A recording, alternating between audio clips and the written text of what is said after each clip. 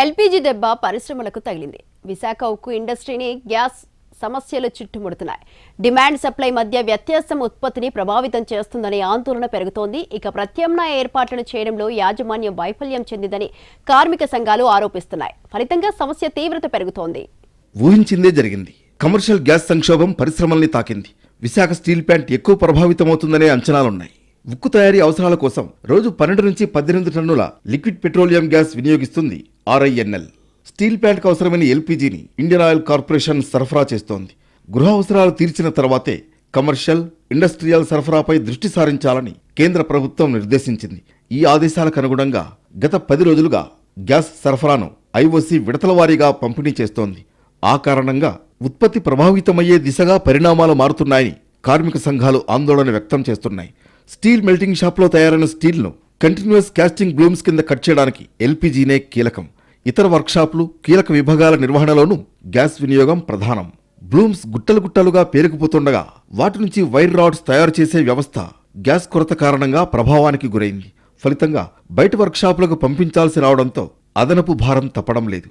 ఈ నెల 100 టన్నుల ఉత్పత్తిని టార్గెట్గా పెట్టుకుని పనిచేస్తుంటే ఎల్పీజీ కొరత తీవ్ర ప్రభావాన్ని చూపించే విధంగా ఉందని కార్మిక సంఘాలు చెబుతున్నాయి. ఆర్ఐఎన్ఎల్ మనుగడను ఉత్పత్తితో ముడిపెట్టి కత్తి జుడిపించేందుకు కేంద్రం రెడీగా ఉంది. లక్ష్యం తగ్గితే కార్మికుల్ని బాధ్యుల్ని చేసే ప్రయత్నాలు నిరంతరంగా జరుగుతూనే ఉన్నాయి. స్టీల్ ఉత్పత్తి, దేశీయ మార్కెట్ డిమాండ్ను దృష్టిలో పెట్టుకుని నిరంతరం గ్యాస్ సరఫరా చేసే దిశగా ఐఓసీఎల్పై ఒత్తిడి తెచ్చే బాధ్యతను రాష్ట్ర ప్రభుత్వం తీసుకోవాలని కార్మిక సంఘాలు డిమాండ్ చేస్తున్నాయి. స్టీల్ ప్లాంట్లో ఎల్పీజీ అనేది కొరత అయితే ఉంటుంది. ఎల్పీజీ రోజు రాకపోతే ప్లాంట్లో కొన్ని ఏదైతే మిల్స్, ప్రోడక్ట్స్ అన్ని కూడా ఆపాల్సి వస్తుంది. కంపెనీకి అనేక రకాలుగా విఘాతం ముందు నుంచి కేంద్ర ప్రభుత్వం కల్పిస్తుంది.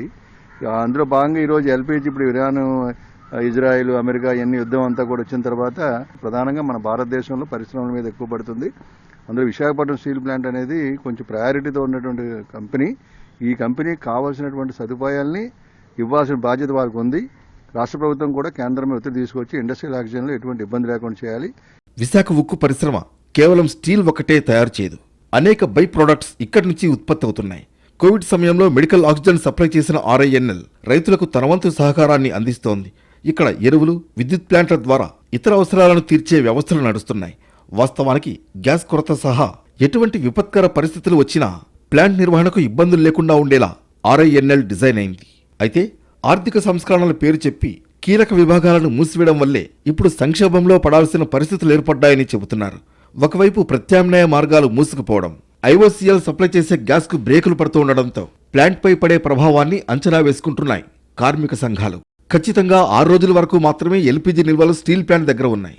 అది కూడా రోజువారీ సప్లై కింద వచ్చే దాదాపు 18 టన్నులు వచ్చినప్పుడు మాత్రమే సేఫ్ జోన్లో ఉన్నట్లు పరిగణిస్తారు. డిమాండ్కు సరిపడా సప్లై లేకపోవడం వల్ల సమస్యలు చుట్టుముడుతున్నాయి.